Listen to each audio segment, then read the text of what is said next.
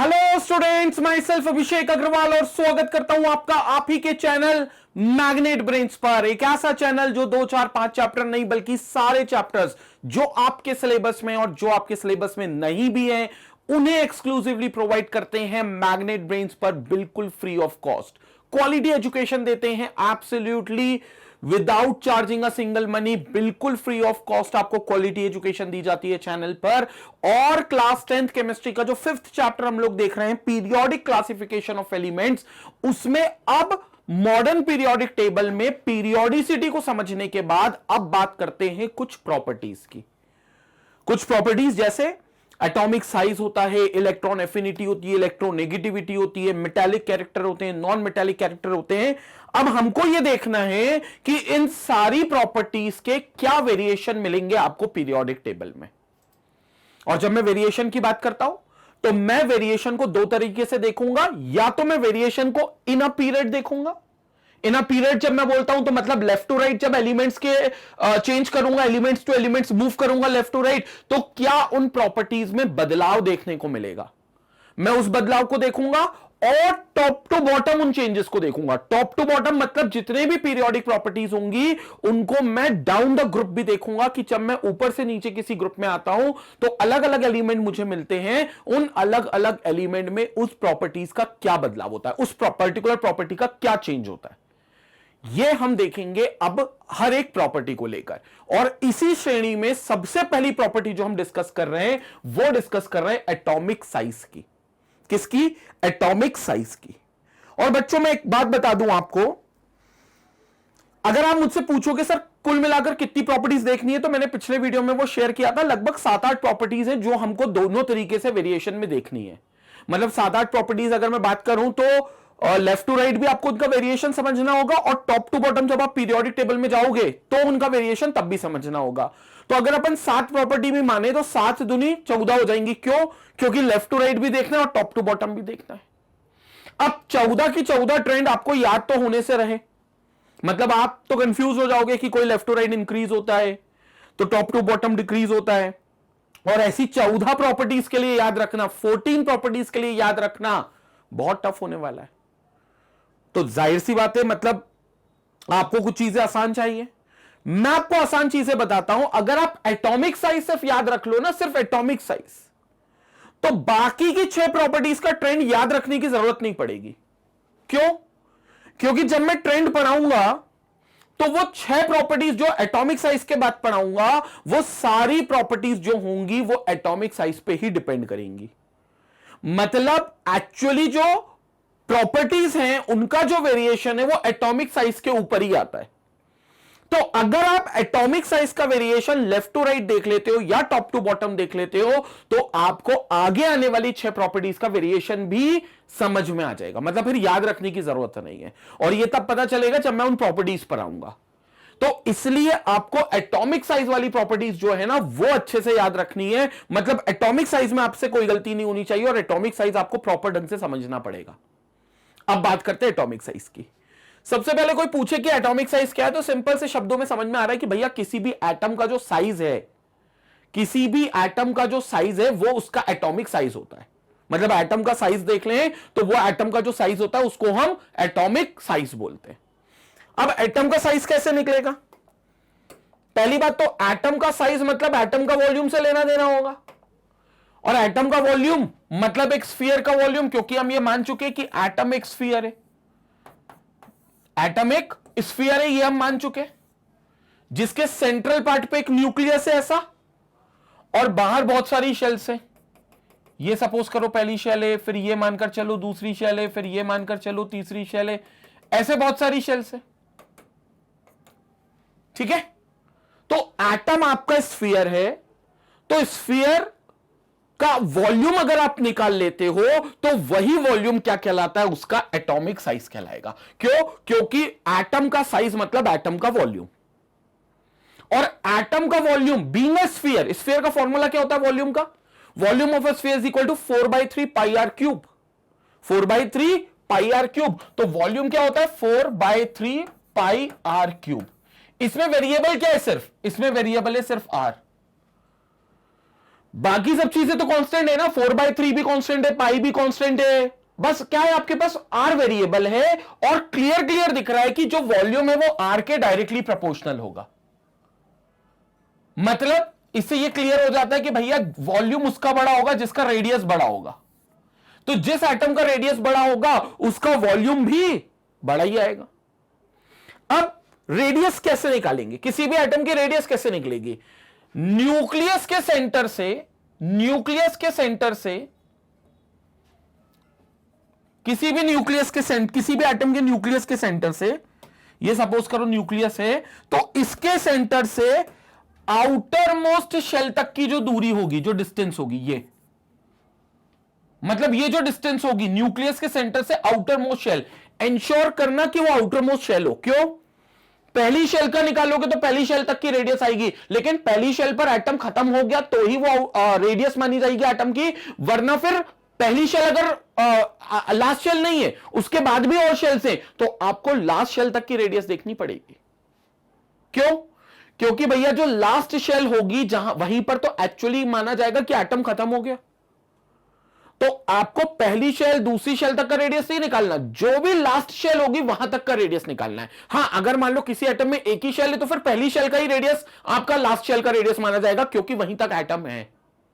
लेकिन अगर पहली शेल तक एटम नहीं है, दूसरी तीसरी शेल तक गया है, तो जो भी लास्ट शेल है आपको वहां तक का रेडियस निकालना पड़ेगा। तो ये डिस्टेंस आप निकाल लो and give it as a capital R. तो ये रेडियस क्या हो गई? Capital R. और यही रेडियस जो हो गई ये एटॉमिक रेडियस हो गई। सो this is called your atomic radius, radius of an atom. ये आपकी एटॉमिक रेडियस हो गई। तो ऐसे आप कहीं से भी कोई सा भी डिस्टेंस निकाल सकते हो, आप ये निकाल लो, कोई सा भी डिस्टेंस निकाल लोगे तो वो क्या बन जाएगी? एटॉमिक रेडियस मानी जाएगी। So that will be called as an atomic radius. तो ये आपके एक एटम की रेडियस होती है। और क्लियर है, अगर वॉल्यूम को ज्यादा रखना है तो भैया एटम की रेडियस ज्यादा होनी ही चाहिए, डायरेक्टली प्रोपोर्शनल होनी चाहिए, क्योंकि जितनी ज्यादा रेडियस होगी उतना ज्यादा वॉल्यूम होगा। और बता दे, जितना ज्यादा वॉल्यूम होगा उतना ज्यादा एटॉमिक साइज माना जाएगा, मतलब एटम उतना बड़ा माना जाएगा। क्लियर हो गया? सो अब देखते हैं, it refers to the distance between the centre of the nucleus of an atom to its outer most shell of electrons. वो दूरी जो न्यूक्लियस के सेंटर से शुरू हुई है और एटम के आखिरी शेल तक की डिस्टेंस तक जाएगी, मतलब एटम जहां तक आखिरी शेल तक है वहां तक की जो डिस्टेंस जाएगी, उस डिस्टेंस को आप उस एटम का रेडियस मान लोगे। और रेडियस जितना बड़ा होगा उतना बड़ा एटम का वॉल्यूम बनेगा, और एटम का वॉल्यूम जितना बड़ा बनेगा उतना बड़ा एटम का साइज होगा। क्लियर हो गई एक बात? आगे देखते हैं।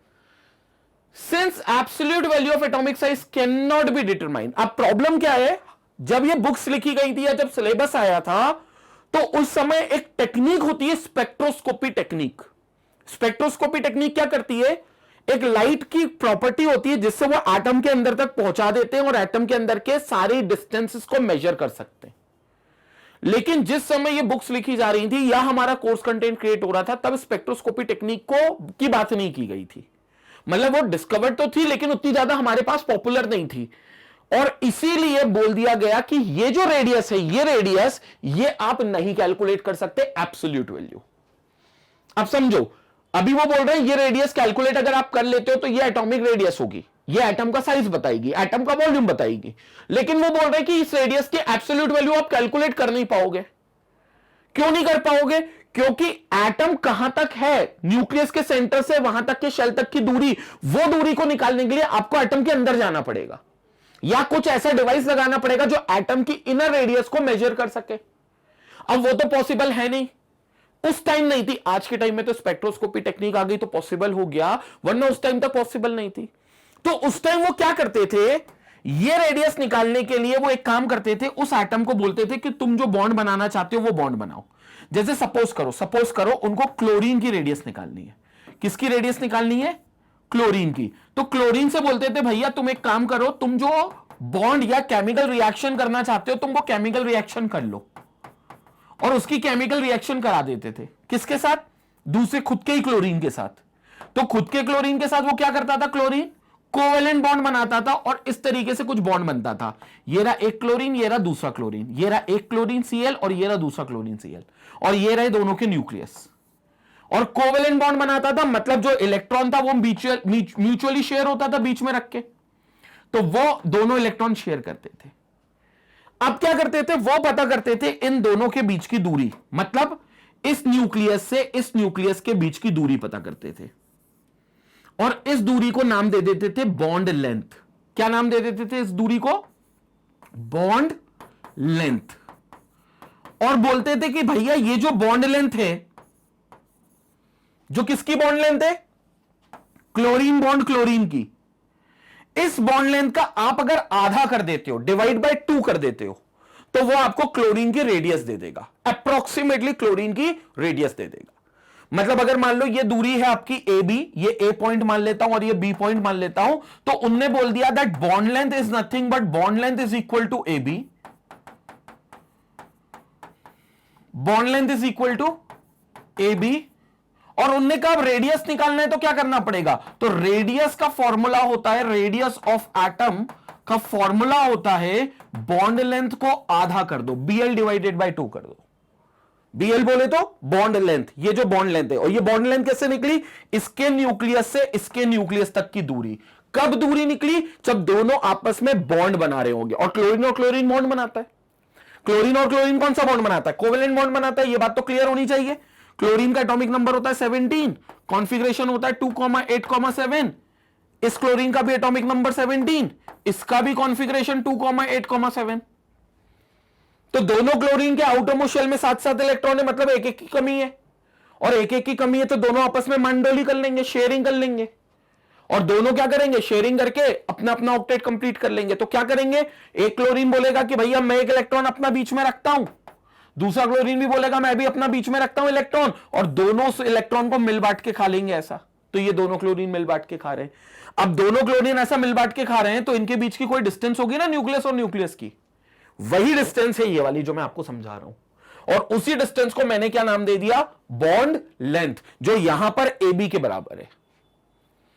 अब कहते हैं कि जो रेडियस निकालना है आपको एटम का, तो पुरानी मेथड जो कहती है, जो हम आज भी फॉलो कर रहे हैं अनफॉर्चुनेटली अपने सिलेबस में, क्योंकि हमारे सिलेबस में अभी स्पेक्ट्रोस्कोपी टेक्निक को इन्वॉल्व नहीं किया गया है। स्पेक्ट्रोस्कोपी टेक्निक हमारी केमिस्ट्री में आई है, लेकिन हम ग्रेजुएशन लेवल पर उसको पढ़ते हैं, अभी फिलहाल नहीं पढ़ते उसको। तो अभी क्या करते हैं हम, जो भी बॉन्ड लेंथ निकाली है उसका बॉन्ड लेंथ को बोलते आधा कर दो। तो ये जो बॉन्ड लेंथ आपकी निकल रही है ना, आप इसको आधा कर दो, मतलब डिवाइड बाय 2 कर दो। तो जैसे ही आप BL/2 लिख रहे हो, मतलब दिस इंप्लाइज दैट AB/2 आप कर दो, तो AB/2 आपकी क्या हो जाएगी? रेडियस ऑफ एन एटम निकल जाएगी। मतलब एक क्लोरीन की जो रेडियस है, वो उसका जो बॉन्ड दूसरे क्लोरीन के साथ बन रहा है, उसी के साथ उसका रेडियस को निकालने के लिए उसको आधा कर दो, मतलब उस बॉन्ड लेंथ को डिवाइड बाय 2 कर दोगे तो रेडियस ऑफ क्लोरीन आ जाएगी। और बोलते इस तरीके से रेडियस निकालते हो, मतलब आप सिंगल एटम में ये डिस्टेंस R सीधा सीधा ऐसे कैलकुलेट नहीं कर सकते कि ये दूरी कितनी है। आपको इसके साथ किसी और का बॉन्ड बनाना पड़ेगा, कोई और एटम लाना होगा, और उस एटम के साथ बॉन्ड लेंथ निकलेगी, उस बॉन्ड लेंथ का डिवाइड बाय 2 कर दोगे तो जो लेंथ निकल रही है वो उन दोनों की रेडियस मानी जाएगी। एक लेंथ जो होगी इधर वाली, वो इस एटम का रेडियस मानी जाएगी, और इधर वाली लेंथ जो होगी वो इस एटम का रेडियस मानी जाएगी। क्लियर हो गया? ऐसे बॉन्ड लेंथ निकालते हैं। अब कई लोगों के मन में सवाल आ रहा होगा, सर यहां पर लेकिन कुछ एरिया कॉमनली शेयर्ड हो रहा है, और अगर कॉमनली शेयर्ड एरिया हो रहा है तो सर यहां पर कुछ एरिया ओवरलैपिंग करने की वजह से बॉन्ड लेंथ जो आनी चाहिए वो बॉन्ड लेंथ थोड़ी सी कम आएगी, क्योंकि शेयरिंग हो रही, कुछ एरिया ओवरलैप्ड हो रहा है। और अगर बॉन्ड लेंथ कम आ रही है तो मतलब रेडियस कम आएगी, क्योंकि रेडियस जो निकली है वो बॉन्ड लेंथ के फॉर्मूले से ही निकली है। तो उन्होंने कहा सर रेडियस कुछ कम आएगा। बिल्कुल सही समझा आपने, रेडियस कुछ कम आएगा, लेकिन वो जो कमी हो रही है वो इग्नोरेबल है, मतलब आप उस कमी को नेग्लेक्ट कर सकते हो, वो नेग्लिजिबल है, और इसलिए यहां पर इसी को बॉन्ड लेंथ मान लिया गया। क्लियर हो गया? तो ये एब्सोल्यूट वैल्यू निकल नहीं सकती, हालांकि जो एब्सोल्यूट वैल्यू है वो डायरेक्टली नहीं निकल सकती, लेकिन हम बॉन्ड लेंथ को डिवाइड बाय 2 कर देंगे तो आ जाएगी। उसमें जरूर बॉन्ड लेंथ में एक्यूरेट हमको आंसर ना मिले, बिल्कुल ऐसा होता है कि एक्यूरेट आंसर नहीं आता, लेकिन फिर भी ठीक है, जो आंसर आता है हम उसको, उसमें जो एरर है वो नेग्लिजिबल मान लेते हैं, और वही जो आंसर देता है उसी को हम उसके बॉन्ड लेंथ मानकर उसको डिवाइड बाय 2 करके उसका रेडियस ऑफ एटम निकाल लेते हैं। क्लियर हो गया? अब बच्चों मन में एक और सवाल होगा, सर क्लोरीन ने तो कोवेलेंट बॉन्ड बना लिया, चलो इसने तो दिखा दिया, लेकिन सर हर एटम कोवेलेंट बॉन्ड तो बनाता नहीं है। हर एटम कोवेलेंट बॉन्ड तो बनाता नहीं है, कोई दूसरे तरीके आयनिक बॉन्ड भी होता है, वो भी बनाता है। कोई ऐसा है जो बॉन्ड ही नहीं बनाता। नोबल गैसेस कहां बॉन्ड बनाती है? Helium, neon, argon, krypton, xenon और रेडॉन, इनकी बात कर लो तो बोलती है मैं केमिकली रिएक्ट ही नहीं करेंगे। ये लोग क्या बोलते हैं कि सर हम लोग केमिकली रिएक्ट ही नहीं करेंगे क्योंकि हमारा तो ऑक्टेट कंप्लीट है, हम लोग तो पहले से ही स्टेबल हैं। तो फिर क्या करें, उनका बॉन्ड कैसे बनेगा? तो उनके केस में हम लोग क्या करते हैं, दो एटम की मिनिमम डिस्टेंस तक पास ले आते हैं। मतलब जितना उनके बीच में कम से कम दूरी हो सकती है पॉसिबल, उतनी दूरी तक उन दोनों को पास ले आते हैं। अब बीच में थोड़ा गैप छूट जाएगा। मतलब अगर मैं इसको समझाने की कोशिश करूं, इसको इरेज करके, तो अगर मैं इसको समझाने की कोशिश करूं, जैसे एक हीलियम है, तो ये एक हीलियम का एटम है और ये दूसरा हीलियम का एटम है, ठीक है। अब ये दोनों थोड़ी सी दूरी पर है क्योंकि ये दोनों बॉन्ड तो नहीं बनाएंगे, लेकिन फिर भी मैंने पूरी ताकत झोंक दी इनको पास लाने में, तो मैं इतना पास ले आया इनको। अब मैं क्या करूंगा, इसका भी एक न्यूक्लियस होगा, इसका भी एक न्यूक्लियस होगा, दोनों न्यूक्लियस के बीच की दूरी निकाल लूंगा ये, और मैं इसको मान लूंगा बॉन्ड लेंथ, इसको मान लू। अब मुझे मालूम है यहां कोई बॉन्ड नहीं बन रहा क्योंकि दोनों हीलियम के एटम के बीच में, ये भी हीलियम का एटम है, ये भी हीलियम का एटम है, दोनों एटम के बीच में केमिकल कोई रिएक्शन हो ही नहीं रही, मुझे मालूम है। लेकिन फिर भी मैं इन दोनों के बीच की दूरी का पता करूंगा और वो दूरी जो होगी वो बॉन्ड लेंथ होगी, उसको कर दूंगा किससे, डिवाइड बाय 2 कर दूंगा, तो वो मुझको रेडियस दे देगी। सो that will give you the atomic radius of helium. तो वो मुझे एटॉमिक रेडियस ऑफ हीलियम पता चल जाएगा, ये मुझे पता चल जाएगा। बॉन्ड लेंथ डिवाइडेड बाय 2 कर दूंगा, कर दूं सर, लेकिन इसमें तो दूरी कुछ ज्यादा ही आएगी क्योंकि आप ये लेंथ जो ले रहे हो इसमें तो ये बीच की स्पेस भी काउंट होगी, बिल्कुल काउंट होगी। तो सर अगर आप डिवाइड बाय 2 करते हो, जैसे आप डिवाइड बाय यहां से 2 करोगे तो करीबन ये लेंथ आएगी। तो ये लेंथ जो आएगी इसको आपने बॉन्ड लेंथ मान लिया, ये लेंथ को, बिल्कुल सही समझा, इस लेंथ को मैंने बॉन्ड लेंथ मान लिया। तो सर इसमें इतनी लेंथ तो एक्स्ट्रा आ गई ना, कितनी, इतनी लेंथ तो इसमें एक्स्ट्रा आ गई, बिल्कुल सही समझा, ये लेंथ एक्स्ट्रा आ गई। देखो इसमें कुछ लेंथ कम आ रही थी और इसमें कुछ लेंथ एक्स्ट्रा आ रही है, आएगी क्योंकि ये तो बॉन्ड नहीं बना रहा, और अगर ये बॉन्ड नहीं बना रहा तो आप इन दोनों को कितनी पास भी ले आओ, ये एकदम से ओवरलैप या चिपकेंगे तो नहीं, थोड़ी सी दूरी इनके बीच में रह जाएगी, फिर भी आप वहां पर लेंथ काउंट कर लेना, कहां की, न्यूक्लियस से न्यूक्लियस की,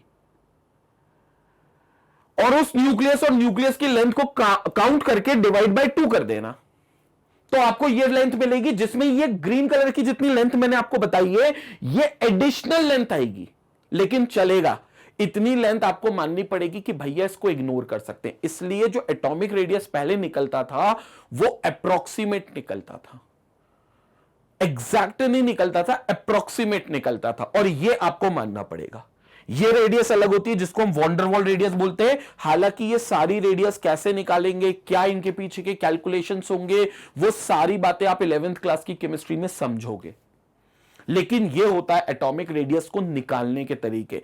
क्यों? क्योंकि आप एब्सोल्यूट डायरेक्ट इस रेडियस को काउंट नहीं कर सकते। अब कर सकते हो, जब बुक्स लिखी गई थी तब नहीं कर सकते थे, अब तो कर सकते हो क्योंकि आपको ये रेडियस भी निकालना है, तो अब एग्जैक्ट आंसर निकलता है। और आप सिर्फ उसी पे फोकस रखना कि रेडियस कैसे निकालना है, ये सिर्फ मैंने आपको एड ऑन नॉलेज दे दी। अगर ये वाली चीज आपको समझ में नहीं भी आई है तो भी डरने की कोई बात नहीं है, क्योंकि आपको ये वाली चीज पर कोई सवाल 10th क्लास की केमिस्ट्री में नहीं पूछेगा। अगर पूछेंगे तो 11th क्लास की केमिस्ट्री में पूछेंगे, तब हम लोग इसको बहुत डिटेल में वैसे भी पढ़ेंगे। लेकिन अभी मैंने सिर्फ एक ओवरव्यू दिया, इसलिए उन्होंने कहा it is express in terms of operational definition such as ionic radius, covalent radius, van der Waals radius and metallic radius. इस तरीके से अलग अलग बॉन्ड के हिसाब से एटम की अलग अलग रेडियस निकालते हो, क्योंकि हर एटम की रेडियस निकालना है, लेकिन हर एटम एक ही किस्म के बॉन्ड में इन्वॉल्व नहीं होगा। क्लोरीन कोवेलेंट बनाता था तो इसका मतलब ये नहीं दुनिया के सारे एटम कोवेलेंट बॉन्ड नहीं बनाते होंगे। जो अलग अलग टाइप के बॉन्ड बनते हैं उनसे हमें अलग अलग टाइप का रेडियस निकल कर आता है। हमें बस उसी रेडियस का ध्यान रखना था, और वही जो रेडियस होगा वो वॉल्यूम से डायरेक्टली प्रोपोर्शनल हो, वॉल्यूम उससे डायरेक्टली प्रोपोर्शनल हो जाएगा। क्यों? क्योंकि जितना बड़ा रेडियस होगा उतना बड़ा वॉल्यूम होगा, क्योंकि वॉल्यूम का फॉर्मूला होता है 4/3 πr³। क्लियर हो गया? तो जितना बड़ा रेडियस उतना बड़ा एटम का वॉल्यूम, और जितना बड़ा एटम का वॉल्यूम उतना बड़ा एटम का साइज, उतना बड़ा एटॉमिक साइज। क्लियर हो गया स्टूडेंट? क्लियर हो गया। अब ये क्लियर होने के बाद अब हमें देखना है कि इस एटॉमिक साइज का क्या वेरिएशन होगा। मतलब जब हम पीरियोडिक टेबल में जाएंगे तो पीरियोडिक टेबल में इस एटॉमिक साइज का क्या वेरिएशन हमें देखने को मिलेगा, समझते हैं वो। पहले आप इसका स्क्रीनशॉट ले लो ताकि मैं आगे आऊं।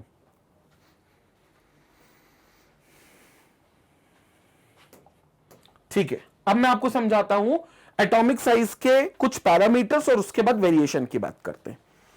अब आप मेरे को खुद बताओ कि जैसे ये एक एटम बना रहा हूं मैं आपको, ये पहली शेल है, या चलो ये वाला न्यूक्लियस बना देते हैं पहले इसको छोटा सा। ये एक न्यूक्लियस, ये पहली शेल मैंने बना दी, ये पहली शेल, ये दूसरी शेल और ये तीसरी शेल, बन गई 3 शेल। रेडियस क्या होगा, न्यूक्लियस के सेंटर से आउटर मोस्ट इलेक्ट्रॉन तक की दूरी।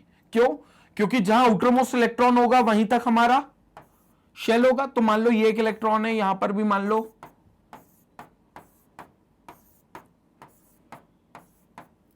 ये हमारे पास 8 इलेक्ट्रॉन होंगे यहां पर। क्यों 8 होंगे, क्योंकि भैया यहां दूसरी शेल है, दूसरी शेल 8 तक भरा जाती है, तभी तो तीसरी शेल में जाने का मौका मिलेगा। तो तीसरी शेल का इलेक्ट्रॉन अगर है तो मतलब दूसरी शेल के 8 इलेक्ट्रॉन पूरे भरा है, और यहां पर 2 इलेक्ट्रॉन भर देता हूं तो ये 2 इलेक्ट्रॉन पहली शेल में घूम रहे हैं।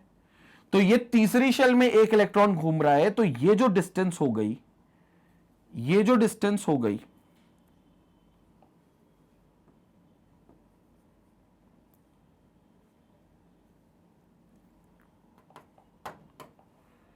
ये जो डिस्टेंस हो गई न्यूक्लियस के सेंटर से आउटर मोस्ट शेल तक की दूरी की, इस डिस्टेंस को मैं एटम का रेडियस मान लूंगा। इसको निकालने के कई तरीके, निकालने के तरीके हमें 11th क्लास में मिलेंगे, बट ये जो दूरी होगी, this distance is called atomic radius.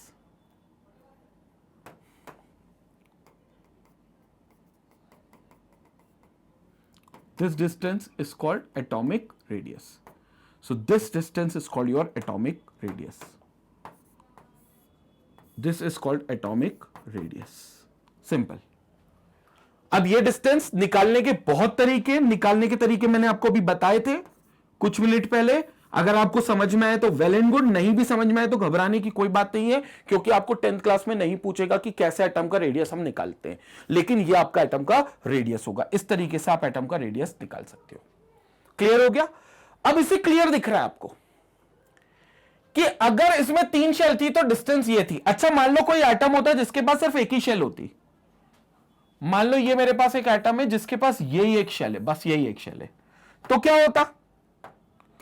तो सर होता कुछ नहीं, ये एक शेल है तो उसमें कुछ तो इलेक्ट्रॉन होगा, हाँ कम से कम एक तो हो गए, ज्यादा से ज्यादा 2 हो सकते क्योंकि एक ही शेल है। तो इनके बीच की दूरी क्या होगी, ये डिस्टेंस होगी, ये डिस्टेंस। समझ में आ रहा है, मतलब इनके बीच की दूरी ये दूरी होगी। This will be their distance which is called atomic radius. साफ साफ दिख रहा है आपको कौन छोटा और कौन बड़ा है। ये वाला रेडियस छोटा है, क्यों? क्योंकि इसकी बात करें तो इसमें 3 शेल्स हैं, और इसकी बात करें तो इसमें एक शेल है। न्यूक्लियस से जितने दूर वो शेल होगी उतना ज्यादा उसका रेडियस होगा। कौन सी शेल? बाहर वाली शेल। और शेल कब दूर होगी? जब शेल की संख्या ज्यादा होगी। अगर हम इसकी बात करें तो इसके पास सिर्फ एक ही शेल है, इट कंटेन्स ओनली 1 शेल, जबकि इसकी बात करें तो इट कंटेन्स 3 शेल्स। मतलब जितनी ज्यादा शेल्स होंगी आउटर मोस्ट शेल उतनी न्यूक्लियस से दूर होती जाएगी। एक शेल है तो आउटर मोस्ट शेल जो है वो न्यूक्लियस के सबसे बाद वाली शेल ही आखिरी शेल है, क्यों? पहली है लेकिन वही पहली आखिरी भी है। लेकिन अगर मान लो 3 शेल से, तो जो तीसरी शेल होगी वो ज्यादा दूर होगी उस एटम के मुकाबले जिसमें एक शेल है, क्योंकि वो एक शेल तो न्यूक्लियस के बहुत पास है। तो जितनी ज्यादा शेल होंगी आखिरी शेल न्यूक्लियस से, एटम के न्यूक्लियस से उतनी दूर होती जाएंगी, और एटम के सेंटर से वो शेल जितनी दूर होती जाएगी एटम का रेडियस उतना बढ़ता जाएगा। एटम का रेडियस जितना बढ़ता जाएगा एटम का वॉल्यूम उतना बढ़ता जाएगा, और एटम का वॉल्यूम जितना बढ़ता जाएगा एटॉमिक साइज उतना बढ़ता जाएगा। क्लियर? तो जितना ज्यादा शेल की संख्या होगी उतना ज्यादा उसका एटम का साइज होगा। इसका मतलब एक चीज क्लियर हो गई, हम लिख सकते हैं क्या, एटॉमिक रेडियस, यानी कि एटम की radius, atomic radius is directly proportional to number of shells. That's it, number of shells. जितनी ज्यादा शेल्स उतना ज्यादा रेडियस, जितनी ज्यादा शेल्स होंगी उतना ज्यादा रेडियस होगा। शेल की संख्या जैसे जैसे बढ़ती जाएगी रेडियस भी उतना बढ़ता जाएगा, मतलब एटम का साइज भी उतना बढ़ता जाएगा। तो atomic radius is directly proportional to number of shells. यह बात याद रखना, यह इसका की पॉइंट था। क्लियर हो गया? जल्दी से आप स्क्रीनशॉट लें ताकि अब मैं वेरिएशन आपको बताऊं। तो अब मैं आपको वेरिएशन बताता हूं कि वेरिएशन क्या होंगे और कैसे उनको देखना है। पहले आप समझो, मैं आपको वेरिएशन इन अ ग्रुप पहले बता देता हूं, ठीक है। वेरिएशन हालांकि नेक्स्ट स्लाइड में हमने ये डिटेल में समझा भी है, लेकिन मैं आपको एक की कंसेप्ट दे देता हूं ताकि आपको समझ में आ जाए कि हमेशा जब आप ग्रुप में ऊपर से नीचे की तरफ मूव करोगे, जब आप ग्रुप में ऊपर से नीचे की तरफ मूव करोगे एलिमेंट टू एलिमेंट, तो एटॉमिक साइज में क्या वेरिएशन आएगा, ठीक है, इन अ ग्रुप। अब आप देखो कि जब आप ऊपर से नीचे किसी भी ग्रुप में आते हो, सपोज करो अपन ग्रुप 1 की बात करते हैं, सपोज करो अपन ग्रुप 1 की बात करते हैं, तो ग्रुप 1 में कौन कौन है, हाइड्रोजन है, लिथियम है, सोडियम है, पोटेशियम है, रूबिडियम है, सीशियम है और फ्रेंशियम है। हालांकि इसमें हाइड्रोजन की बात नहीं करते क्योंकि हाइड्रोजन जो है वो आपको उसकी पोजीशन अभी तक जस्टिफाइड नहीं है, तो कई पीरियोडिक टेबल में ग्रुप 1 में भी रखा है और कई पीरियोडिक टेबल में ग्रुप 17 में भी रखा है, ठीक है। तो हाइड्रोजन को छोड़ दे तो lithium, sodium, potassium, rubidium, caesium और फ्रेंशियम। फ्रेंशियम की भी बात वैसे नहीं करनी चाहिए, रेडियो एक्टिव एलिमेंट है, लेकिन एटॉमिक रेडियस के लिए कर लेते हैं, बाकी फिर किसी प्रॉपर्टी के लिए नहीं कर पाएंगे। क्यों? क्योंकि जो फ्रेंशियम है वो न्यूक्लियर केमिस्ट्री में ज्यादा यूज होता है, हमारी सिंपल केमिस्ट्री में उसका इतना योगदान नहीं है क्योंकि एक रेडियो एक्टिव सब्सटेंस है। अब आप खुद सोचो, ये ग्रुप 1 अगर आपके पास है तो इस ग्रुप 1 में पीरियड्स क्या क्या हैं। अगर मैं पीरियड की बात करूं तो इनके पीरियड की अगर मैं बात करूं तो लिथियम जो है वो सेकेंड पीरियड में, सोडियम जो है वो थर्ड पीरियड में, पोटेशियम जो है वो फोर्थ पीरियड में, रूबिडियम जो है वो फिफ्थ पीरियड में, सीशियम जो है वो सिक्स्थ पीरियड में और जो फ्रेंशियम है वो सेवेंथ पीरियड में। एक चीज इसमें अगर आप देख पा रहे हो कि ऊपर से नीचे जाते हुए पीरियड नंबर बढ़ रहा है। जाहिर सी बातें बढ़ना भी चाहिए क्योंकि ऊपर वाले कम पीरियड है, नीचे नीचे आते हुए हमने ज्यादा पीरियड्स लिखे, टॉप टू बॉटम जो है पीरियड बढ़ेगा। और याद है बच्चों, जब मैंने आपको पीरियड नंबर बताया था तो मैंने कहा था कि यह पीरियड नंबर ऑफ शेल्स को भी डिटरमाइन करता है। मैंने एक पीरियड और ग्रुप और ब्लॉक करके एक पीरियोडिक टेबल के सेंस में मैंने आपको एक चीज समझाई थी जिसमें आपको ग्रुप, पीरियड और ब्लॉक की फीचर्स बताए थे। एक एक्सक्लूसिव वीडियो है, अगर आपने अभी तक वो वीडियो नहीं देखा है तो प्लेलिस्ट में उस वीडियो को जाकर जरूर देखिएगा। उसमें मैंने क्लियर कहा है कि जो पीरियड नंबर होता है वो आपको नंबर ऑफ शेल्स बताता है। तो जो पीरियड नंबर होता है वो पीरियड नंबर ऑफ शेल्स बताता है किसी भी एटम के पास कितने नंबर ऑफ शेल्स है, यानी कि शेल की संख्या क्या है। और जब वो नंबर ऑफ शेल्स बताता है तो इसका मतलब सेकेंड पीरियड में लिथियम है तो इसके पास सिर्फ 2 शेल्स हैं, सोडियम है तो सोडियम के पास 3 शेल्स हैं, पोटेशियम है, पोटेशियम के पास 4 शेल्स है, रूबिडियम है, रूबिडियम के पास 5 शेल्स है, सीशियम है, सीशियम के पास 6 शेल्स है और फ्रेंशियम है, फ्रेंशियम के पास 7 शेल्स है। इसका मतलब यही हुआ, इसका मतलब यह हुआ कि टॉप टू बॉटम जाते वक्त शेल की जो संख्या है वो बढ़ती जा रही है। और शेल की संख्या अगर बढ़ती जाएगी तो एटॉमिक रेडियस को क्या होना है, एटॉमिक रेडियस को भी बढ़ना पड़ेगा। क्यों? क्योंकि हम देख चुके हैं that the atomic radius is directly proportional to the number of shells. जितनी ज्यादा शेल्स की संख्या होंगी उतना ज्यादा एटम का रेडियस होगा, यानी कि उतना ज्यादा एटम का वॉल्यूम होगा, यानी उतना ज्यादा एटम का साइज होगा। तो इसका मतलब जब आप ऊपर से नीचे की तरफ आओगे तो पीरियड नंबर बढ़ रहे हैं, जो यह बात बता रहे हैं कि भैया शेल की संख्या बढ़ रही है। और शेल की संख्या बढ़ रही है तो आउटर मोस्ट जो शेल है वो ज्यादा संख्या वाली आ रही है, जिसकी वजह से वो उतनी ज्यादा दूर आ रही है न्यूक्लियस से।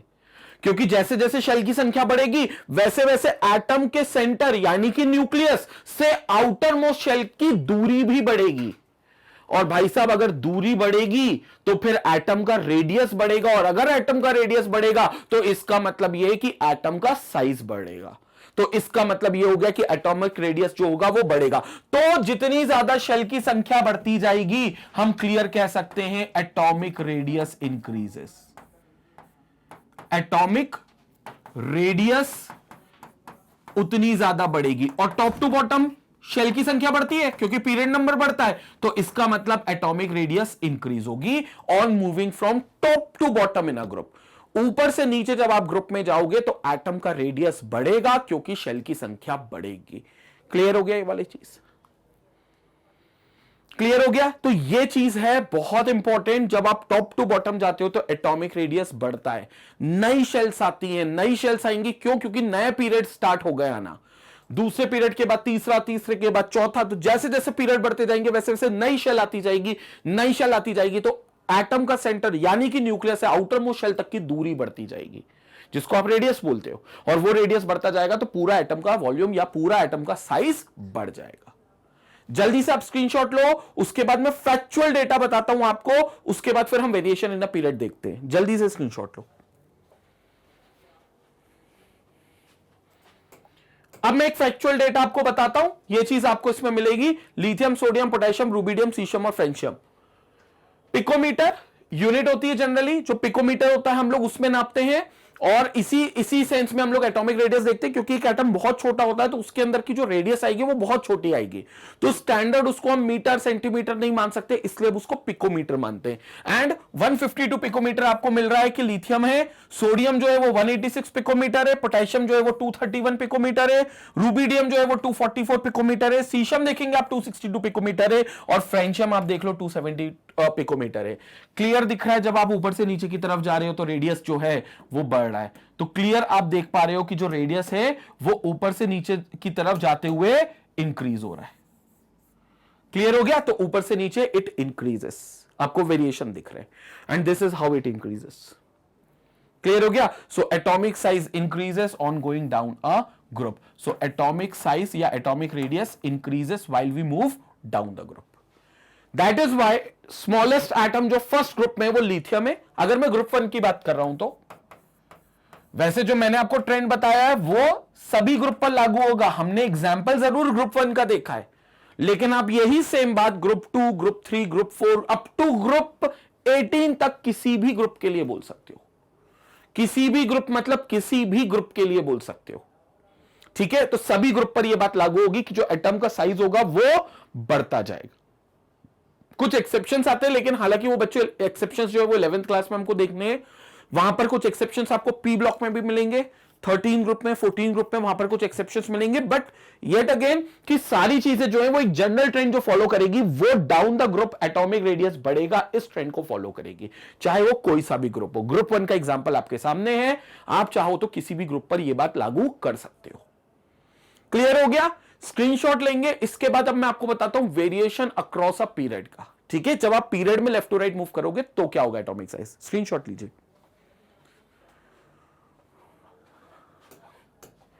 अब मैं आपको वेरिएशन अक्रॉस अ पीरियड बताता हूं। सो दिस इज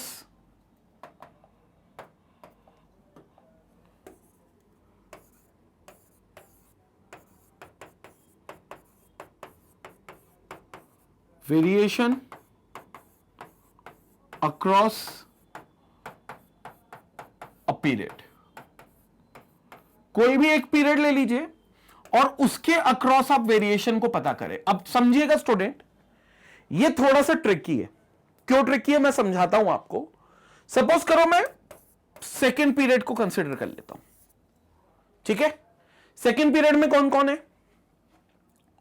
लिथियम है, बेरिलियम है, बोरॉन है, कार्बन है, नाइट्रोजन है, ऑक्सीजन है, फ्लोरीन है और फिर नियॉन है। अब आप सोच रहे हो सर नियॉन को इतना दूर क्यों रखा? दो बातें। पहली बात, नियॉन एक नोबल गैस है। तो सर नोबल गैस है तो एक्चुअली क्या होता है बच्चों, जो हम पीरियोडिक ट्रेंड्स देख रहे हैं, अभी इसको ट्रेंड बोलते हैं। जैसे आपने पढ़ा ना टॉप टू बॉटम, आपने देखा एटॉमिक रेडियस बढ़ रहा है, तो ये बढ़ता हुआ एक ट्रेंड आ रहा है कि एटॉमिक रेडियस भैया जब भी ऊपर से नीचे किसी भी ग्रुप में जाओगे तो बढ़ेगा, ये एक ट्रेंड है। वैसे पीरियड का भी एक ट्रेंड आएगा, क्या आएगा वो मैं बताता हूं, लेकिन उस ट्रेंड में आप नोबल गैसेस को शामिल नहीं करोगे। सर क्यों? क्योंकि जो नोबल गैसेस का बिहेवियर है ना, वो बहुत अलग बिहेवियर है बाकी एलिमेंट से। मतलब अगर आप इन एलिमेंट का बिहेवियर देखोगे तो ये ट्रेंड फॉलो करेंगे, लेकिन नोबल गैस वो ट्रेंड फॉलो नहीं करेगा। क्यों नहीं करेगा? क्योंकि नोबल गैसेस की कई प्रॉपर्टीज हमें बहुत आइसोलेशन में पढ़नी पड़ती है। आइसोलेशन मतलब उसको अलग से पढ़नी पड़ती है, क्योंकि नोबल गैस वो एटम है जो बोलता है मैं केमिकली किसी से रिएक्ट नहीं करूंगा। अब जब वो केमिकली रिएक्ट नहीं करेगा तो प्रॉब्लम क्या होगी कि जो प्रॉपर्टीज हम पढ़ना चाहते हैं हम उनको मेजर नहीं कर पाएंगे उस तरीके से जिस तरीके से रिएक्ट करने वाले एटम्स की प्रॉपर्टीज को पढ़ा है।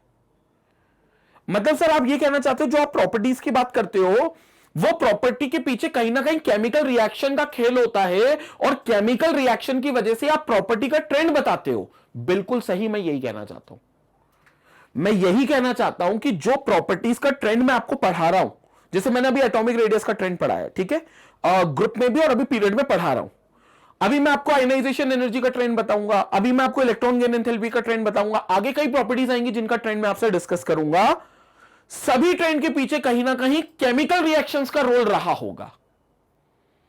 ठीक है, जैसे मैंने कहा ना एटॉमिक रेडियस में दो एटम बॉन्ड बना लेते हैं, केमिकल बॉन्ड, उसके बाद बॉन्ड लेंथ निकालते हैं, बॉन्ड लेंथ को आधा करते हैं तो वो रेडियस निकलती है। कहा था मैंने, मतलब इतना वहां कुछ अगर समझ में नहीं भी आया तो आपको इतना तो समझ में आ गया होगा कि दो एटम का रेडियस, एक एटम का रेडियस निकालने के लिए उसको किसी दूसरे एटम से आपको पहले रिएक्ट करा के बॉन्ड बनाना पड़ता है और उस बॉन्ड की लंबाई देखनी पड़ती है, उस बॉन्ड की लंबाई को फिर आप डिवाइड बाय 2 करते हो।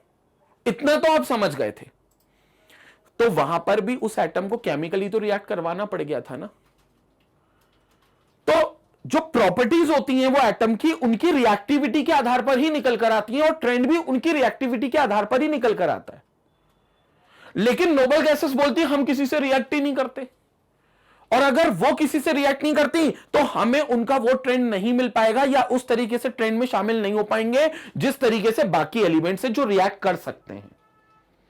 मोटा मोटा समझाओ तो जो भी हम अक्रॉस द पीरियड के ट्रेंड पढ़ेंगे, सिर्फ अक्रॉस द पीरियड के ट्रेंड, उन ट्रेंड्स में हम जो भी एटम शामिल करेंगे लेफ्ट टू राइट में वो ग्रुप 17 तक के ही शामिल करेंगे और ग्रुप 18 यानी कि नोबल गैसेस का एलिमेंट इस ट्रेंड में शामिल नहीं होगा, नहीं होगा। तो आप जो भी वेरिएशन बताओगे वो बाय डिफॉल्ट, या मैं जो आपको वेरिएशन पढ़ाऊंगा वो बाय डिफॉल्ट ग्रुप 17 तक ही लागू होंगे। ग्रुप 17 के बाद ग्रुप 18 पर वो अप्लाई नहीं होंगे। क्लियर है? क्यों नहीं होंगे? Because it's a noble gas, और नोबल गैस की रिएक्टिविटी बहुत अलग होती है, बल्कि होती ही नहीं है ये कहना चाहिए, इसलिए वो नॉर्मल ट्रेंड से बहुत अलग हटके ट्रेंड देंगे आपको। तो जो ट्रेंड का प्रॉपर वेरिएशन जो मिलेगा, वेरिएशन का ट्रेंड, वो 17 ग्रुप तक मिलेगा आपको। तो इसलिए आप 17 ग्रुप तक शामिल करोगे चीजों को और 18वें ग्रुप के लिए शामिल बिल्कुल भी नहीं करोगे। क्लियर हो गई ये बात? ठीक है।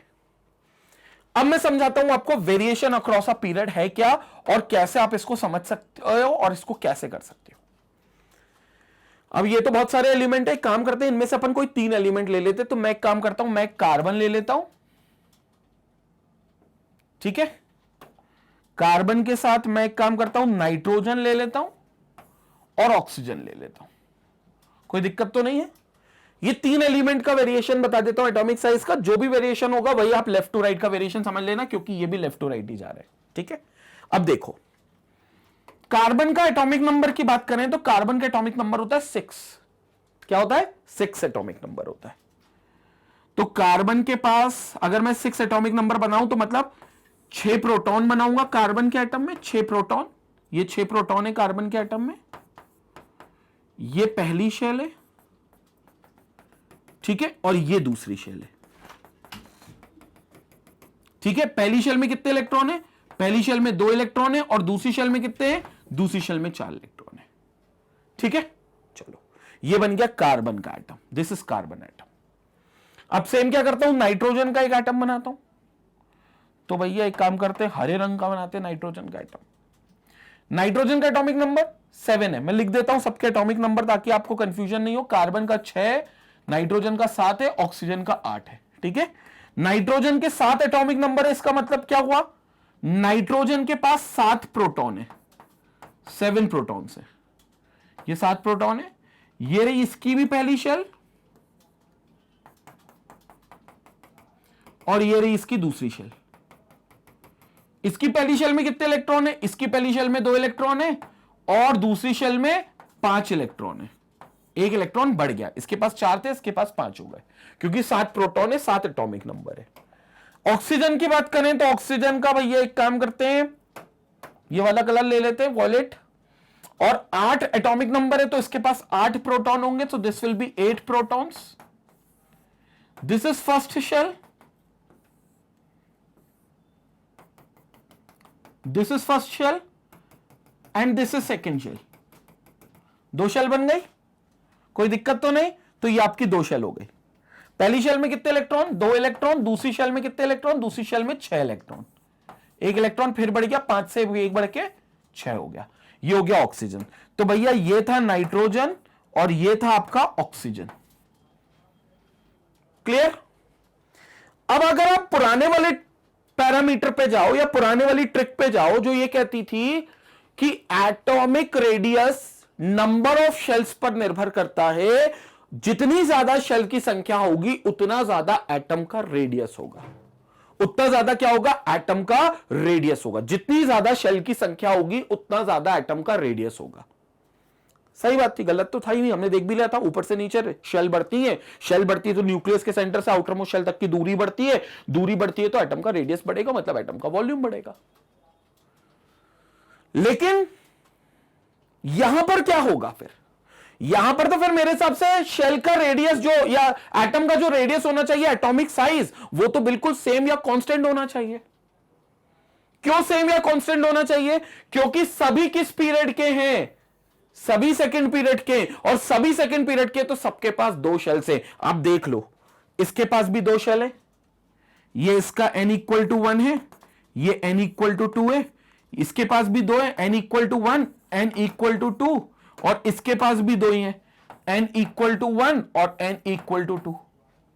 सबके पास 2 ही शेल्स है, तो सबका रेडियस सेम होना चाहिए, क्योंकि अपन ने तो एक ही पैरामीटर पढ़ा कि atomic radius is directly proportional to number of shell, और सबके पास अगर 2-2 शेल है तो सबका रेडियस सेम होना चाहिए। लेकिन लेकिन लेकिन होता नहीं है, होता नहीं है। फिर क्या होता है? अब मेरी आप बात समझो। अब हम आएंगे दूसरे पैरामीटर को समझने के लिए, और दूसरा पैरामीटर क्या है? दूसरा पैरामीटर इज कॉल्ड ENC। दूसरा पैरामीटर क्या होता है? दूसरा parameter is called ENC, which is nothing but regarded as effective nuclear charge. ENC, which is called your effective nuclear charge. Sir ये क्या होता है? समझाता हूं आपको, पहले डेफिनेशन नहीं दूंगा, पहले समझाऊंगा। ये दूसरा पैरामीटर है, और याद रखना ये नंबर ऑफ शेल के बाद काउंट होता है। ENC मतलब पहला डोमिनेटिंग फैक्टर कौन है? पहला प्राइमरी फैक्टर कौन है? प्राइमरी फैक्टर जो है वो आपका नंबर ऑफ शेल ही है। लेकिन इस केस में नंबर ऑफ शेल से हम साइज नहीं बता सकते हैं, क्योंकि इस केस में नंबर ऑफ शेल बोल देंगे सबका सेम साइज है, जबकि एटम का सेम साइज नहीं होगा इन तीनों का, और इन तीनों का क्या सभी का नहीं होगा। जबकि नंबर ऑफ शेल के हिसाब से जाए तो सभी का सेम साइज होना चाहिए, क्योंकि सभी सेकंड शेल में है, सभी के पास सॉरी 2 शेल है, क्योंकि सभी सेकंड पीरियड में। लेकिन ऐसा नहीं होता, क्योंकि एक और पैरामीटर आता है जो सेकेंडरी पैरामीटर है, विच इज कॉल्ड ENC, जिसको हम इफेक्टिव न्यूक्लियर चार्ज भी बोलते हैं। अब ये क्या है मैं आपको समझाता हूं। यहां पर प्रोटॉन कितने? सर यहां पर 6 प्रोटॉन है, बढ़िया बात है। और आउटर मोस्ट शेल कौन सी है? सर आउटर मोस्ट शेल तो सेकंड शेल है, दूसरी शेल जो चल रही है बाहर, बिल्कुल सही। उस दूसरी शेल में इलेक्ट्रॉन कितने? सर उसमें 4 इलेक्ट्रॉन है। इसका मतलब यह हुआ ये जो 6 प्रोटॉन है और ये जो 4 इलेक्ट्रॉन है ये एक दूसरे को अपनी तरफ अट्रैक्ट कर रहे होंगे। सर 6 प्रोटॉन और 4 इलेक्ट्रॉन एक दूसरे को, हां सर, एक प्लस चार्ज और एक माइनस चार्ज एक दूसरे को अट्रैक्ट करता है। सर बिल्कुल सही बोल रहे हो, 6 प्रोटॉन और 4 इलेक्ट्रॉन एक दूसरे को अपनी तरफ अट्रैक्ट कर रहे होंगे, बिल्कुल सही। अच्छा मैं ये बोल सकता हूं कि 6 प्रोटॉन 4 इलेक्ट्रॉन को अपनी तरफ खींच रहे होंगे।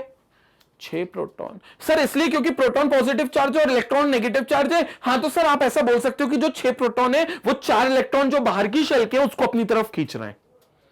लेकिन सर एक मिनट सर आप ऐसा भी तो बोल सकते हो कि जो 4 इलेक्ट्रॉन है वो 6 प्रोटॉन को अपनी तरफ खींच रहे हैं। नहीं ऐसा नहीं होगा। सर क्यों नहीं होगा ऐसा? क्योंकि बच्चों जिसका वजन हल्का होगा वो खिंच जाएगा और जो भारी वजन वाले होंगे वो नहीं खिंचेंगे। सर नहीं ये बात समझ में नहीं आया, मतलब ये क्या कहना चाहते हो आप? सुनो, 6 प्रोटॉन है और 4 इलेक्ट्रॉन है। आपको यह पता है कि प्रोटॉन का जो मास होता है वो बहुत सिग्निफिकेंट होता है। मतलब एटम के मास में एक्चुअली जो मास माना गया है वो प्रोटॉन और न्यूट्रॉन का माना गया है। और जो इलेक्ट्रॉन है उनके मास को बोल दिया इग्नोर कर दो, नेग्लिजिबल मान लो, क्योंकि उनका कोई बहुत ज्यादा मास नहीं है, मतलब इलेक्ट्रॉन हल्के मास के।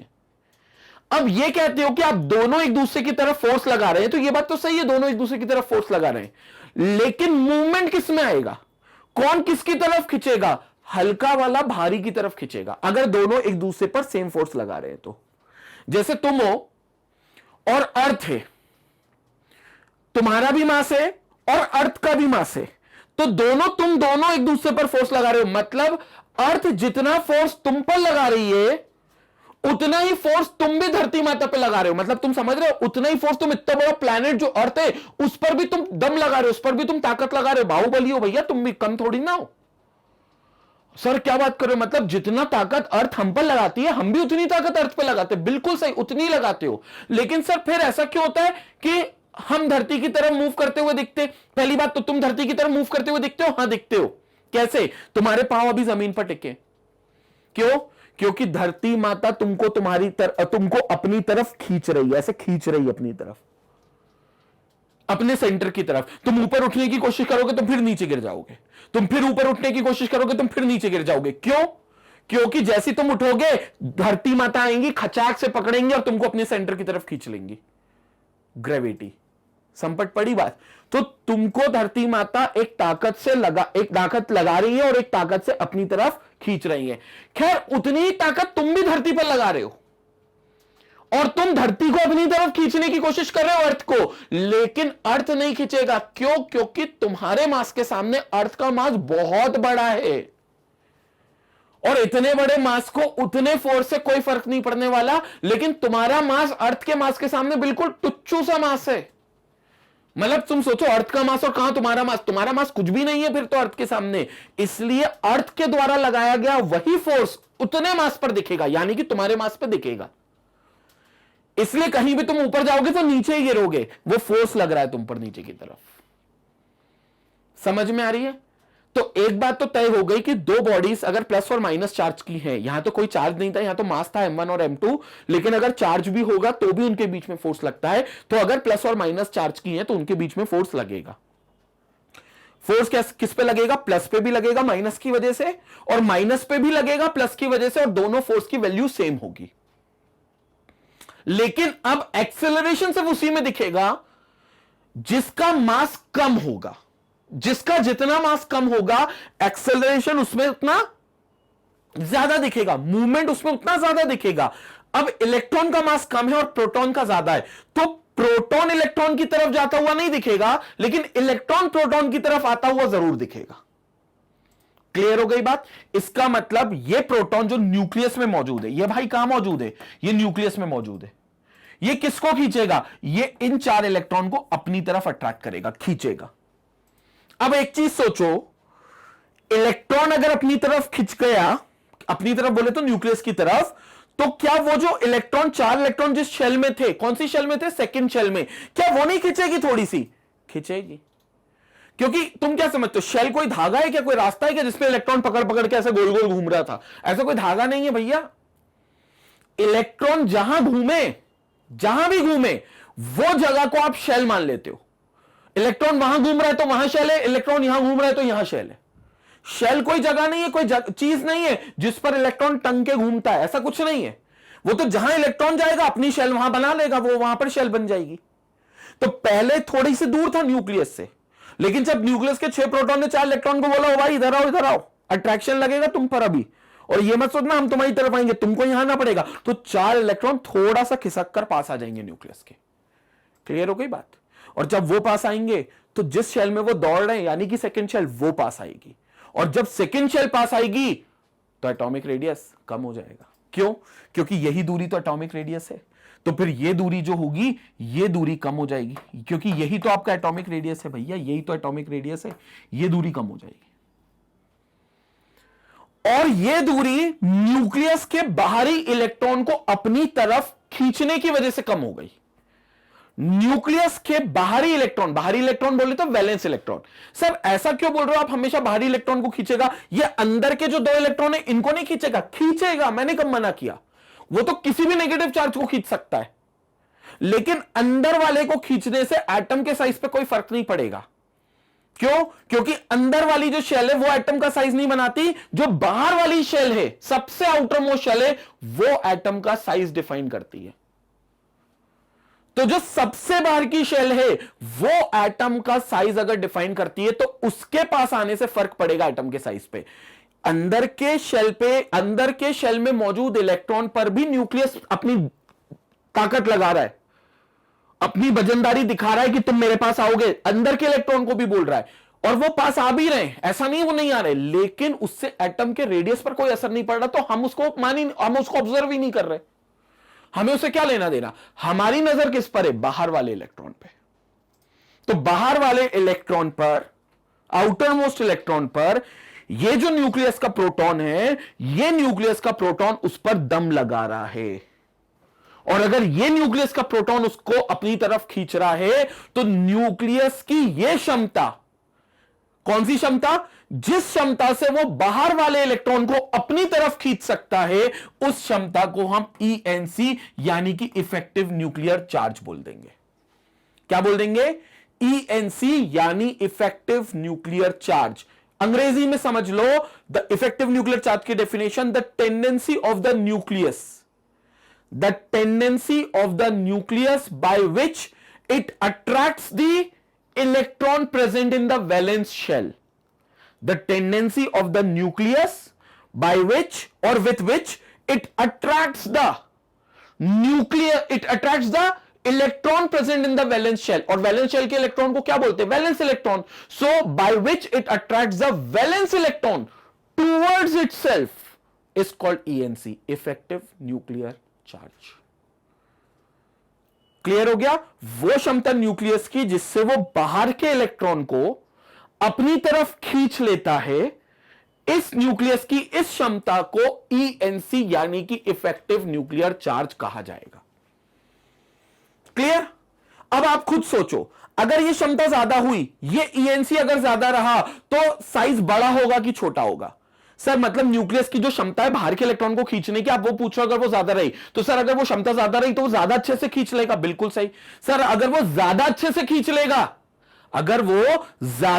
खींच लेगा, तो वो इलेक्ट्रॉन ज्यादा पास आ जाएगा, और अगर वो इलेक्ट्रॉन ज्यादा पास आ गया तो मतलब सर एटम का साइज कम होगा। मतलब अगर ENC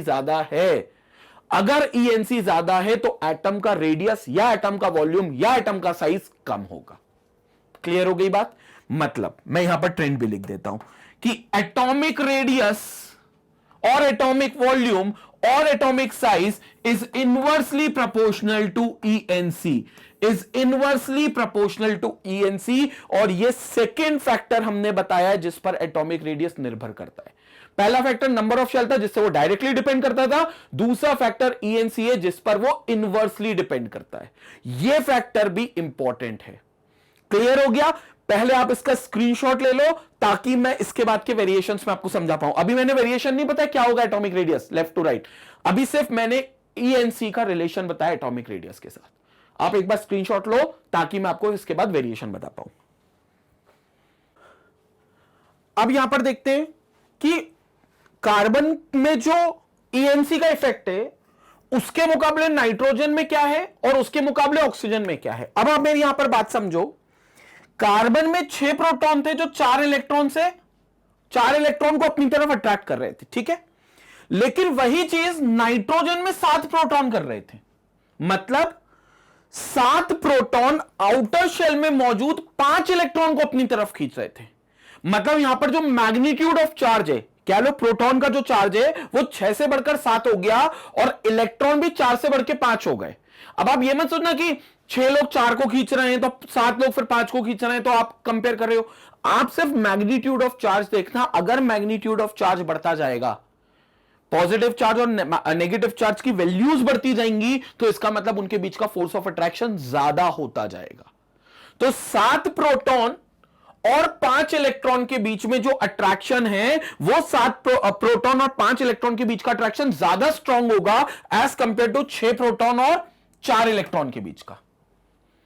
तो 7 प्रोटॉन और 5 इलेक्ट्रॉन के बीच का अट्रैक्शन ज्यादा, मतलब 7 प्रोटॉन 5 इलेक्ट्रॉन को ज्यादा क्षमता से खींच पा रहे हैं। ज्यादा क्षमता बोले तो ज्यादा इफेक्टिव न्यूक्लियर चार्ज से खींच पा रहे हैं। तो इसका ईएनसी नाइट्रोजन के अंदर का कार्बन के अंदर से ज्यादा है, मतलब नाइट्रोजन का ईएनसी कार्बन के ईएनसी से ज्यादा है। और अगर ईएनसी ज्यादा है तो एटॉमिक रेडियस कम होगा। इसका मतलब यह हो गया कि कार्बन का रेडियस बड़ा है और नाइट्रोजन का रेडियस छोटा है। तो अगर मैं यहां पर एक जनरल पॉइंट बनाकर लिख दूं that atomic radius of carbon and atomic radius of nitrogen, so it is carbon का रेडियस जो बड़ा होगा नाइट्रोजन से। क्यों? क्योंकि कार्बन का जो ईएनसी है वो कम है, मतलब न्यूक्लियस की क्षमता बाहर के इलेक्ट्रॉन को खींचने की कम है और वही क्षमता नाइट्रोजन के न्यूक्लियस के पास ज्यादा है। लेकिन अगर बात करें ऑक्सीजन के भी, तो ऑक्सीजन में यह खेल और ज्यादा बढ़ गया। क्यों बढ़ गया? क्योंकि ऑक्सीजन में यही क्षमता 8 प्रोटॉन के द्वारा दिखाई गई जो बाहर के 4 इलेक्ट्रॉन को अपनी तरफ खींच रहे हैं। बाहर के 6 इलेक्ट्रॉन, सॉरी, जो बाहर के 6 इलेक्ट्रॉन है उनको अपनी तरफ खींच रहे हैं। कौन? न्यूक्लियस में मौजूद 8 प्रोटॉन। तो न्यूक्लियस के अंदर मौजूद जो 8 प्रोटॉन हैं, ये बाहर के शेल में मौजूद 6 इलेक्ट्रॉन्स को अपनी तरफ खींच रहे हैं। यानी कि 8 प्रोटॉन की खींचने की क्षमता 7 से और 6 से दोनों से ज्यादा होगी। मतलब इस ऑक्सीजन की ईएनसी इन तीनों में सबसे ज्यादा है। और अगर ईएनसी सबसे ज्यादा है तो फिर एटॉमिक रेडियस सबसे छोटा होगा। तो अगर मैं इसका भी एटॉमिक रेडियस ट्रेंड लिखूं तो atomic radius of oxygen atomic radius of nitrogen से भी छोटा है। अब आपको समझ में आ रहा है, मतलब कार्बन का रेडियस बड़ा था, उसके बाद उसका इनका नाइट्रोजन का थोड़ा कम है, इसके बाद ऑक्सीजन का थोड़ा कम है। अगर इन तीनों को कंपेयर हमने किया है तो इसका मतलब क्या हुआ? जब भी आप लेफ्ट टू राइट जाओगे, जब भी आप लेफ्ट टू राइट जाओगे, इंश्योर रखना कि आप लेफ्ट टू राइट में राइट से ग्रुप 17 फ्लोरीन तक जा रहे हो, ग्रुप 18 को काउंट नहीं करना। तो एटॉमिक रेडियस क्या होने वाला है? एटॉमिक रेडियस डिक्रीज होने वाला है। क्या होने वाला है? एटॉमिक रेडियस डिक्रीज होगा, मतलब एटॉमिक रेडियस कम होगा। हमें यह लग रहा था कि एटॉमिक रेडियस लगभग सबका सेम होगा, लेकिन एटॉमिक रेडियस क्या होगा? डिक्रीज होगा जब आप लेफ्ट टू राइट जाओगे। और रीजन क्या देना है? Because ENC increases on moving from left to right, so the atomic radius decreases on going from left to right or on going across a period because the effective nuclear charge increases. Effective nuclear charge keep on increasing as we move from left to right. And what is the effective nuclear charge? The tendency of the nucleus by which it pulls the outermost electron towards itself. It pulls the outermost electron towards itself or it attracts the outermost electron towards itself. वो संख्या बढ़ती जा रही है, वो क्षमता बढ़ती जा रही है न्यूक्लियस की, जिसके कारण ईएनसी बढ़ रहा है। और ईएनसी बढ़ेगा तो एटॉमिक रेडियस घटेगा, इनवर्सली प्रोपोर्शनल। क्लियर हो गया? स्क्रीनशॉट लें आप इसका, ताकि मैं आपको वेरिएशन को प्रॉपर ढंग से बता पाऊं। यहां पर आप देखेंगे वेरिएशन अलोंग अ पीरियड, तो this is variation along a period. अब आप देखेंगे left to right atomic size क्या हो रहा है? डिक्रीज हो रहा है। So atomic size decreases, it means atomic radius decreases on moving from left to right. और राइट में कहां तक जाना है? सिर्फ फ्लोरीन तक जाना है। and fluorine is considered to be the smallest atom, whereas lithium is considered to be the biggest atom. अगर हम पीरियड 2 की बात करें, ये सिर्फ सेकेंड पीरियड की बात की गई है, ये बात आप हर पीरियड पे लागू कर सकते हो। एग्जाम्पल आपको जरूर सेकंड पीरियड का रख के समझाया जा रहा है, लेकिन बच्चों आप किसी भी पीरियड पर इस बात को अप्लाई कर सकते हो। तो ये बात आप किसी भी पीरियड पर लागू कर सकते हो। हां देखो, लेकिन नियॉन पे वो बात लागू नहीं हो रही, क्योंकि नियॉन ग्रुप 18 का हो गया तो एकदम से उसका साइज बढ़ गया, और ऐसा होता है 17 के बाद एकदम से साइज बढ़ जाएगा, क्योंकि नोबल गैसेस का अपने पीरियड में सबसे ज्यादा साइज होता है। अब वो नोबल गैसेस का सबसे ज्यादा साइज क्यों होता है, उसके पीछे उनकी वॉन्डरवॉल रेडियस का रोल होता है। वॉन्डरवॉल रेडियस क्या होती है, ये आप क्लास 11 की केमिस्ट्री में पढ़ोगे। लेकिन अगर कोई आपसे पूछे कि नोबल गैसेस का साइज क्या होगा, तो बोलना उनके पीरियड में सारे एलिमेंट से कंपेयर कर लो, तो नोबल गैस जो होगी एलिमेंट होगा, जो नोबल गैस का एलिमेंट होगा, उसका रेडियस सबसे ज्यादा होगा। अब वो सबसे ज्यादा क्यों है, वो वॉन्डरवॉल की बात है, वो हम 11th क्लास में देखेंगे। लेकिन अभी फिलहाल 17 तक जाते जाते तो साइज कम होगा, ये बात पक्की है। तो 17 तक जाते हुए लेफ्ट टू राइट साइज घटेगा, कम होगा। क्यों? क्योंकि ईएनसी बढ़ेगा। तो आप इसी बात को लिख सकते हो, ईएनसी इंक्रीजेस, ईएनसी इंक्रीजेस, और इसलिए जो साइज हो रहा है वो कम हो रहा है। So this is called ENC which increases on moving from left to right. ये इफेक्टिव न्यूक्लियर चार्ज है। क्लियर हो गया बच्चों? अब मन में एक सवाल और आ रहा होगा, सर ये ईएनसी का फैक्टर तो हम डाउन द ग्रुप भी लगा सकते थे, क्योंकि ईएनसी क्या चलती है, न्यूक्लियस की क्षमता पे, और न्यूक्लियस की क्षमता कब ज्यादा होती है, जब उसके अंदर प्रोटॉन की मौजूदगी ज्यादा होती है, मतलब प्रोटॉन की संख्या ज्यादा होती है। तो जब आप ऊपर से नीचे जाओगे, टॉप टू बॉटम जाओगे, तो प्रोटॉन की संख्या भी बढ़ेगी ना। अगर मान लो इसको मैं ग्रुप पे लगाऊं, तो ऊपर से नीचे में टॉप टू बॉटम जाने में प्रोटॉन की संख्या न्यूक्लियस के अंदर बढ़ेगी, क्योंकि ऊपर छोटे एटम्स रखे, एटॉमिक नंबर जिनका कम है, और नीचे आते आते हाइयर एटॉमिक नंबर्स मिलते हैं डाउन द ग्रुप में। तो नीचे जाते जाओगे आप पीरियोडिक टेबल में, तो आपको प्रोटॉन की संख्या ज्यादा मिलती जाएगी, सही बात है। तो न्यूक्लियस की क्षमता ज्यादा होगी, सही बात है। तो ईएनसी ज्यादा होगा, सही बात है। तो फिर अगर सर इतनी सही बात है, तो ईएनसी के बढ़ने के बाद एटॉमिक रेडियस तो घट जाना चाहिए था ना। लेकिन आपने टॉप टू बॉटम क्या बताया है कि रेडियस बढ़ेगा। मैंने टॉप टू बॉटम क्या बताया था, रेडियस बढ़ेगा, लेकिन रेडियस घटना चाहिए, क्योंकि ईएनसी बढ़ता है टॉप टू बॉटम में। लेकिन बच्चों मैंने ईएनसी आपको कब बोला, सेकेंडरी फैक्टर बोला। इसको कब देखोगे, इसको कब कंसीडर करोगे, जब आपके पास शेल की संख्या सेम हुई। पहला फैक्टर कौन है, पहला फैक्टर नंबर ऑफ शेल ही है।